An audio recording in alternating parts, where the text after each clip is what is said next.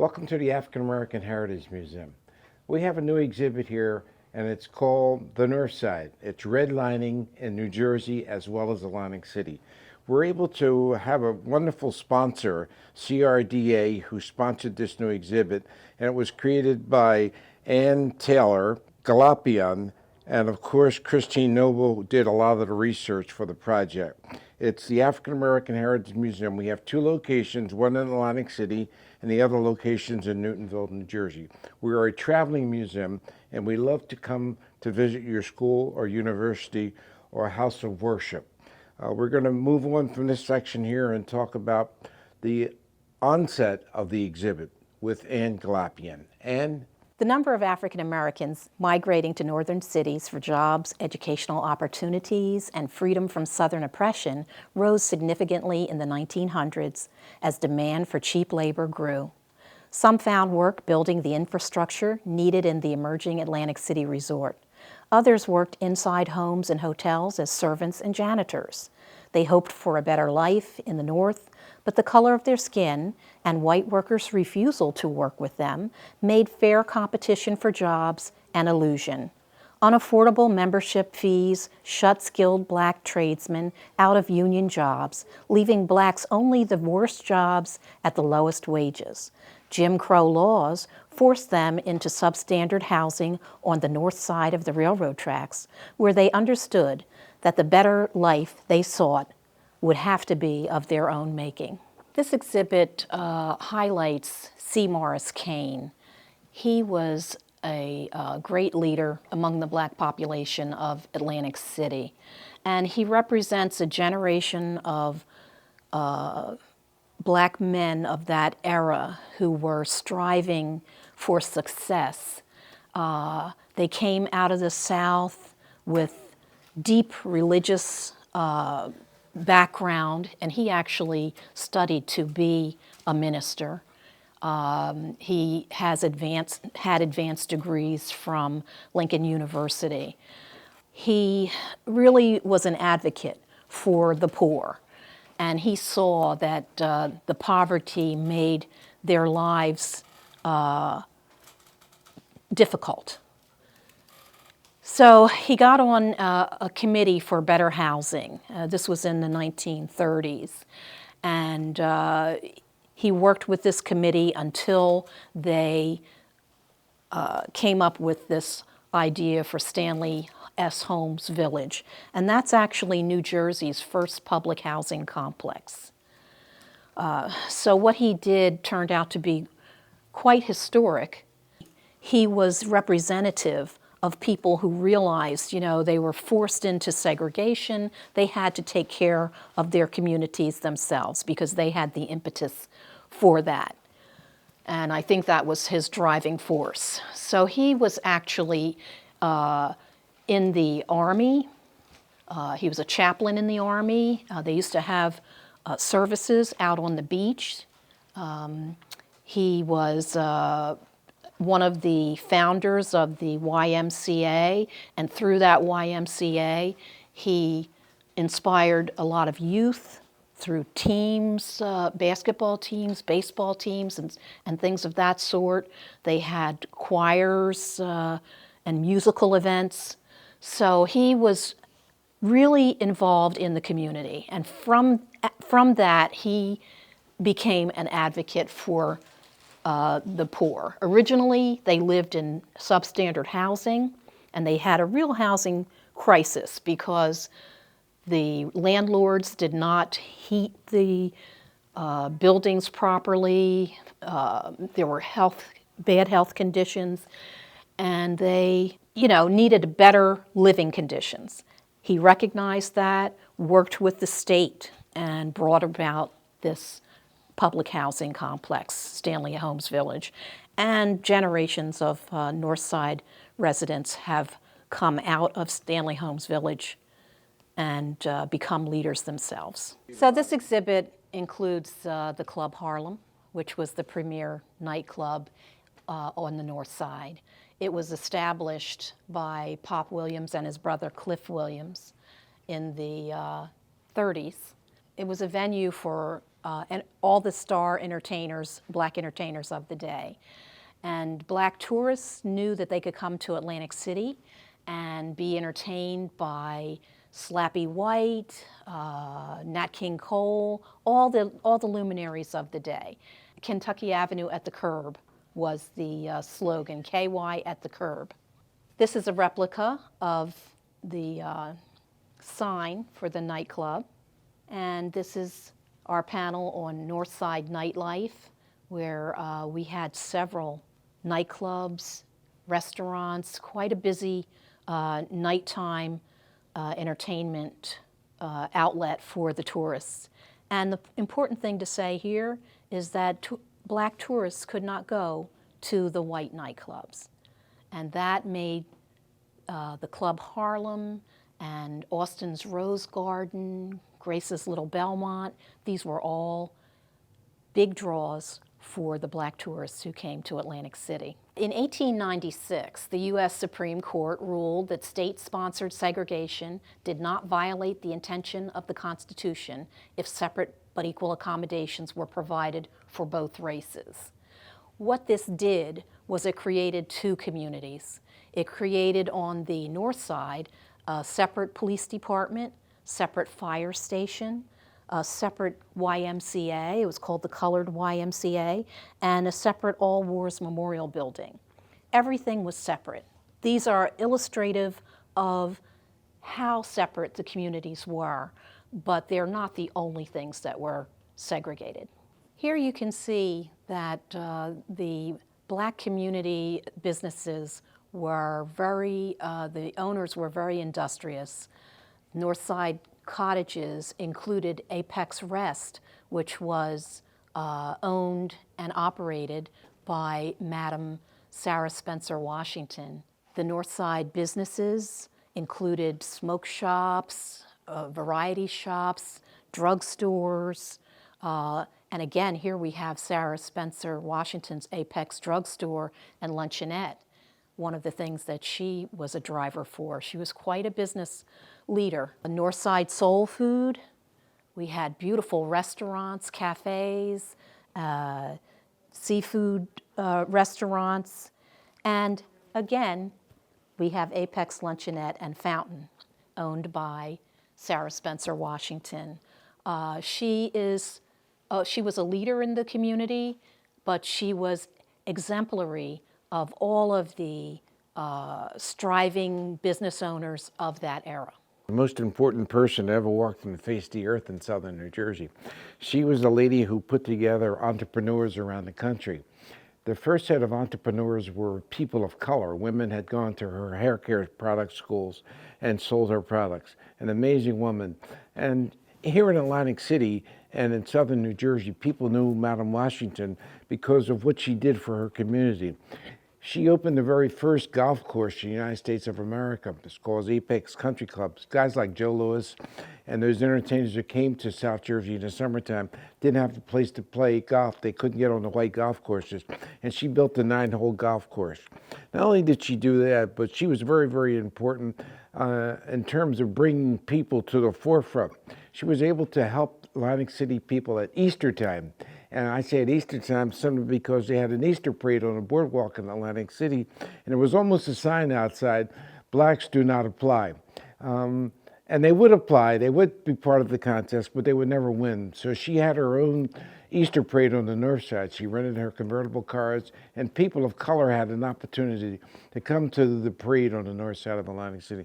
Madam Washington, to me, goes down in the history of women in these United States, or one of the most important things is that she gave back to her community. What are we going to do with our colored people? Atlantic City has never before seemed so overrun with the dark-skinned race. These words are from an article in the Philadelphia Inquirer, which points out the fact that there was long a problem about black bathers at the hotel beachfronts. In 1927, the hotel owners and city leaders met and decided to remove all black bathers from Atlantic City beaches, except for the area in front of the Atlantic City Convention Hall. That's the Missouri Avenue Beach. As it says here, the Missouri Avenue Beach was a place to see and be seen. Entertainers regularly came to the beach and were a feature that the other beachgoers looked forward to seeing there. Here we have Dr. Martin Luther King posing for a picture by probably a journalist. And here we have Sammy Davis Jr., who was a famous entertainer. Here we have a local famous person, Sandra Usry. She was the daughter of our first black mayor and an entertainer in her own right as a journalist and a TV personality. So for years, the Missouri Avenue Beach was the place to go in Atlantic City if you were black. Jim Crow, separate but equal policies determined where black people could live, work, and play. And they created a kind of a line in the sand beyond which you could not go. They were restricted on the boardwalk from rides, refused service at restaurants and hotels. So they brought their own food with them when they came to the beach. The chicken bones that they left behind at the end of the day were the source of the famously derisive nickname that came to be associated with the beach, Chicken Bone Beach. So Black Atlantic City was very well represented by the Atlantic City Board of Trade.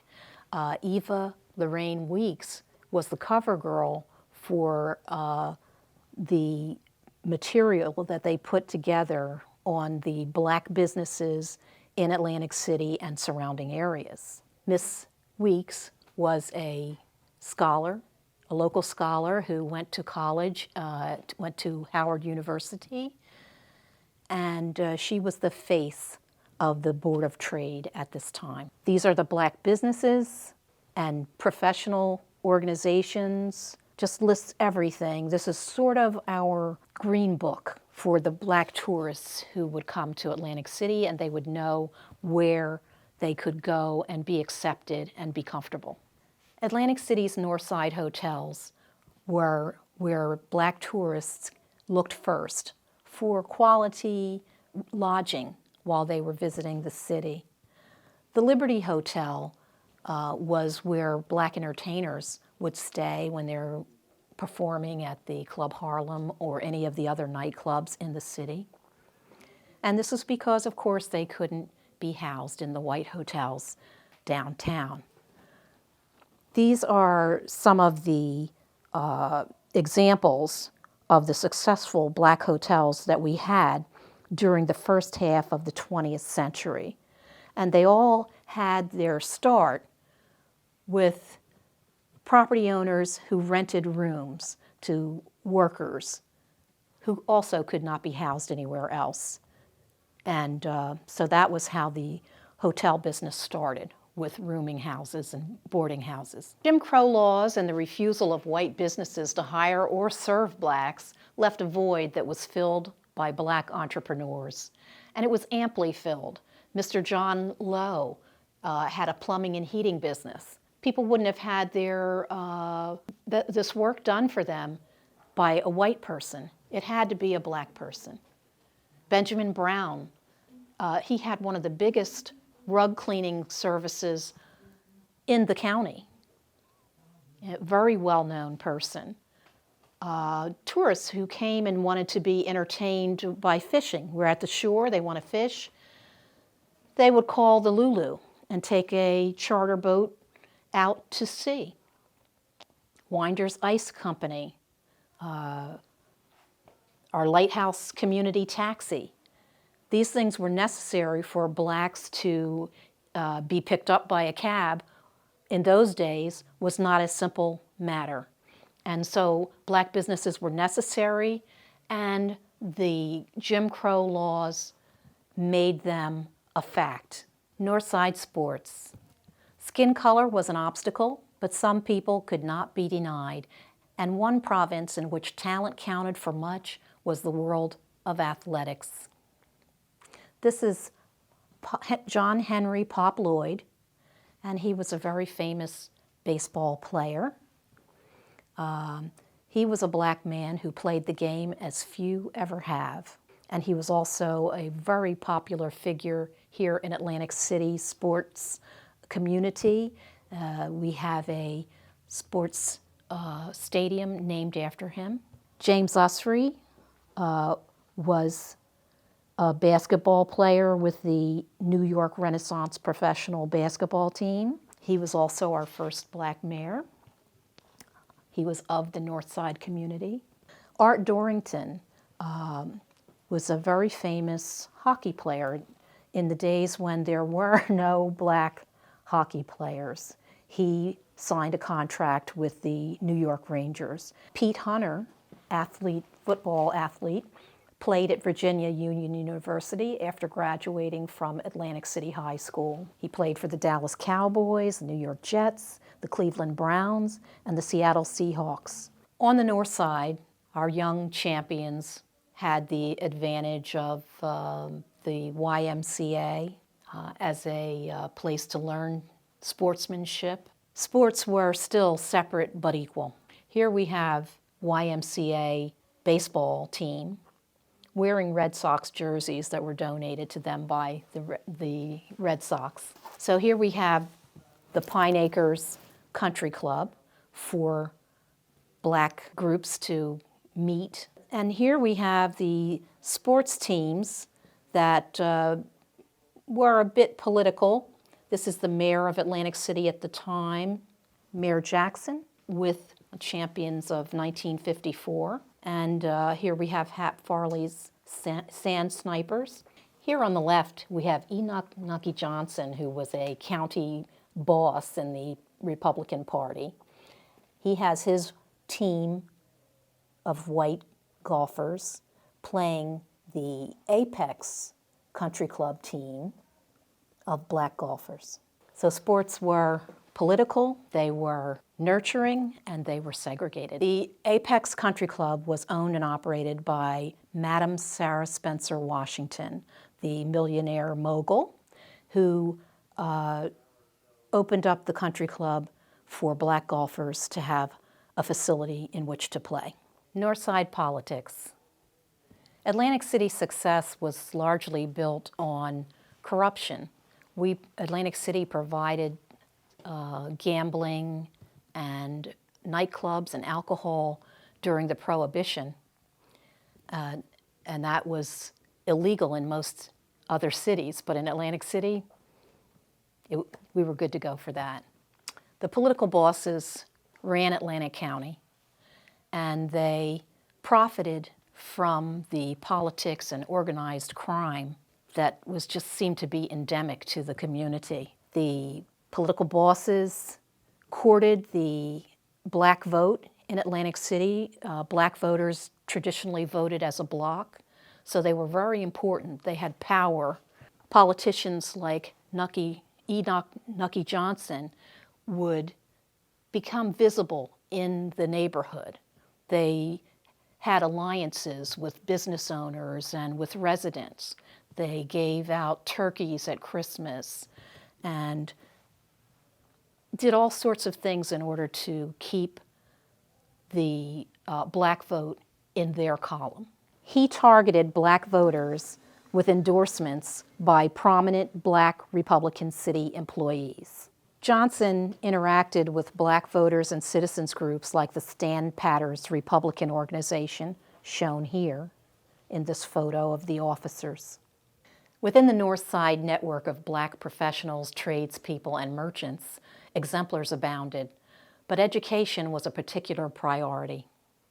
African American teachers were especially revered. This photo shows a group of educators at a convention, and among them we have Hannah P. Lowe, who was the head teacher for the vocational school for colored girls, which was very important back in the day. James Usry was the principal of Indiana Avenue School. Aubrey Lee Huckster Sr. was the principal of the West Side School. And we have W. Hibbert Smith, principal, Alberta R. Goss, head teacher, T. Montgomery Gregory, principal, of Atlantic City schools. After separate but equal legislation kicked in, we had schools like the Vocational School for Colored Girls on Indiana Avenue. We had the West Side School, all black. We had the Indiana Avenue School and New Jersey Avenue School, also all black. The school board mandated segregation in 1900. So black students were moved from their first segregated classroom in the lower level of Shiloh Baptist Church to the Indiana Avenue School after white students vacated the building. Central Junior High School and Atlantic City High School were integrated schools.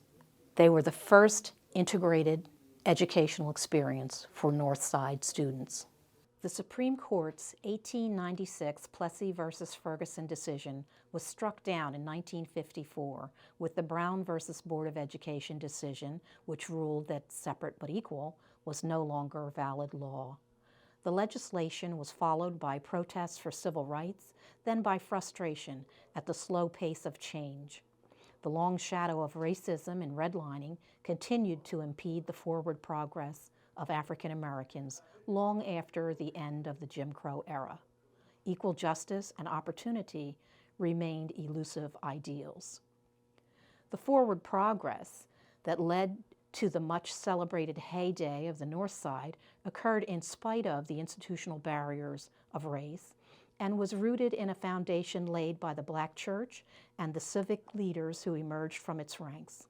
Most importantly, progress on the North Side depended upon the resilience of the African American men and women who worked with faith, fortitude, and ingenuity to rise above their less than equal circumstances.